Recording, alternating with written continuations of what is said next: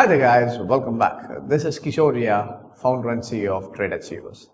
So இந்த வீடியோவில் நம்ம என்ன பார்க்க போகிறோம்னா நம்மளோட ரிவ்யூ அண்ட் ப்ரிவியூ தான் பார்க்க போகிறோம். நமக்கு மார்க்கெட் என்ன மாதிரி இருக்கலான்றதை இப்போ பார்க்கலாம்.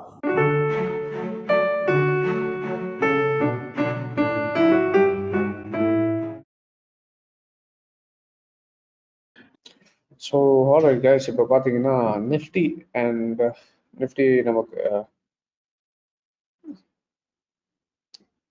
ஒரு திருப்பி சைட்வேஸ் ரேஞ்சுக்குள்ளே போயிடுச்சு market.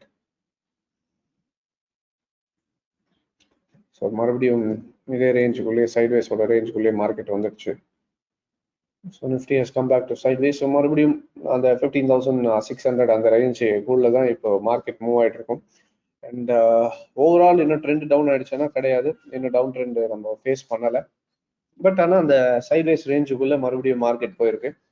So we may expect a little bit of corrections now and then. So நிஃப்டியில் ட்ரேட் பண்ணுறவங்க கொஞ்சம் கரெக்ஷன்ஸில் மைண்டில் வச்சுட்டு ட்ரேட் பண்ணுங்க. ஏன்னா இது வந்து நமக்கு ஓவரால் நல்ல ட்ரெண்ட் பிடிச்சிருச்சு. இப்போ என்னன்னா ட்ரெண்ட் நல்ல இவ்வளோ தூரம் ஏற்றுனதுக்கு இப்போ கொஞ்சம் என்ன ஆகுது, மார்க்கெட் வந்து கரெக்ஷன்ஸும் ப்ளஸ் சைட்வேஸும் போயிட்டு இருக்கு. பட் இருந்தாலும் நமக்கு ஒன்ஸ் பிரேக் அவுட் ஆயிடுச்சுன்னா மறுபடியும் நம்ம சொன்ன மாதிரி 16,000 வந்து நம்ம எக்ஸ்பெக்ட் பண்ணலாம் target. So Nifty overall buy trend, but now we can expect a little bit of correction. And coming to Bank Nifty. So Bank Nifty நமக்கு ஆல்ரெடி சொன்ன மாதிரியே நமக்கு ட்ரெண்ட் லைன் பிரேக் ஆயிடுச்சு. ஸோ இதுக்கப்புறம் வந்து பை ட்ரெண்ட் தான். இப்போ buy ட்ரெண்டுக்கு பிரேக் அவுட் ஆனாலும் ஜஸ்ட் ஒரு கரெக்ஷன் வந்துட்டு இருக்கு. இந்த கரெக்ஷன் லெவல்ஸ் பார்த்தீங்கன்னா கூட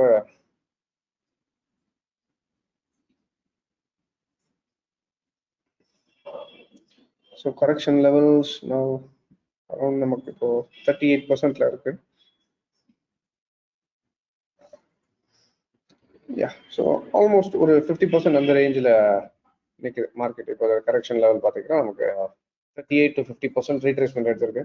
ஸோ பேங்க் நிஃப்டி இன்கேஸ் இங்கேயே ட்ரெண்ட் ரிவர்ஸ் ஆச்சுன்னா ஓகே, இல்லை well and good. But in case market நமக்கு 61.8 வந்தாலும் இன்னும் கொஞ்சம் கீழே வந்துட்ட பிறகு நம்ம இன்னொரு ஏற்றத்தை பார்க்கலாம். ஸோ அது வரைக்கும் கொஞ்சம் பேங்க் நிஃப்டி வந்து கரெக்ஷன் ஃபேஸில் தான் இருக்கு.